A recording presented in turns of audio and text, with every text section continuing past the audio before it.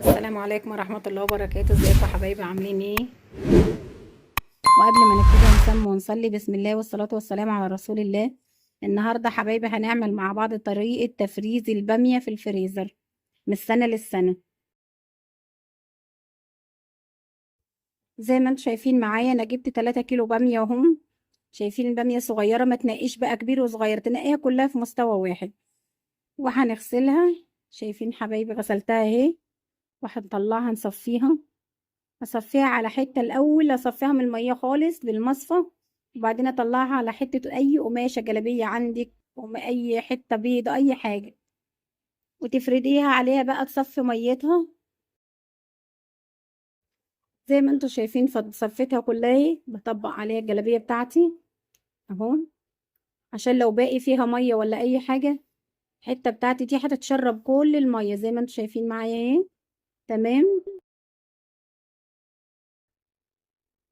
وبعد ما اتشربت الحته كل الميه بتاعتها، بجيب حته كمان تأكيد واحطها في الطبق، وافضي عليها البامية بتاعتي دي قبل ما ابتدي اقمعها، عشان لو باقي فيها حبة رطوبة حبة مية اي حاجة، يبقى الحتة التانية اللي من تحت دي حبايبي، القماشة التانية دي تتشرب المية الباقية.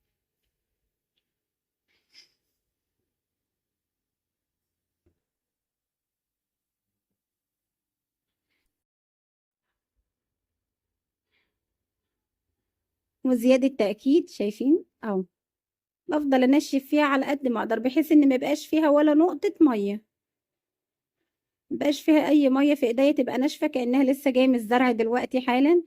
شايفين كمان المية حيتها وخلت لونها اتغير ازاي، وبقت مخضرة وجميلة.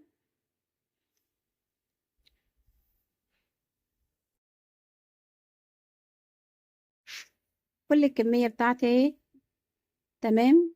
بقمع كل الكميات مرة واحدة، وبنحط مية مغلية على النار دلوقتي، وانا بقمع في مية مغلية على النار عندي بجهزها عشان اسقط فيها البامية.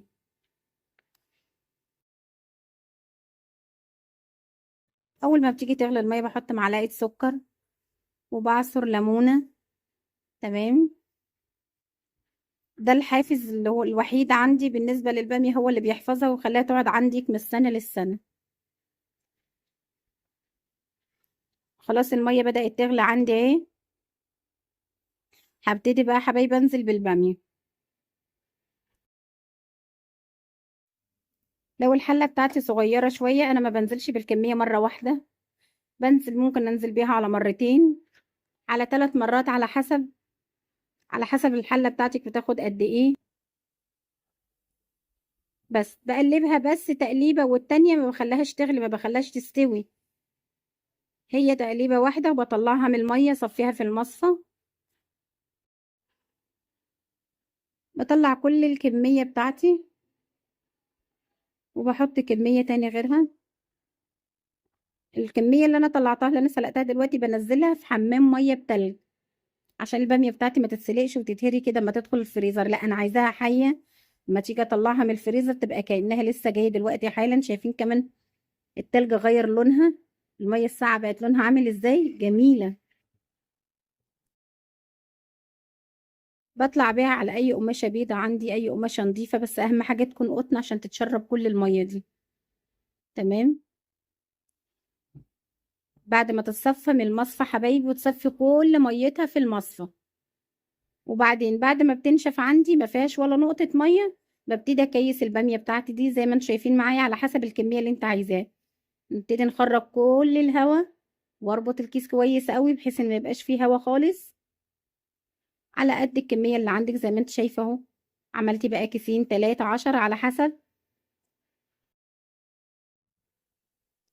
خلاص كده حبايبي انا خلصت البامية بتاعتي، اتخزنت اهو، مفيش، ما خدتش معايا اي وقت. عندك بقى بسم الله ما شاء الله بامية تقعد عندك من السنة للسنة لحد ما يجي الموسم التاني، تكون انت ايه عندك ما شاء الله خزينك، وعندك بامية تكفيكي طول السنة.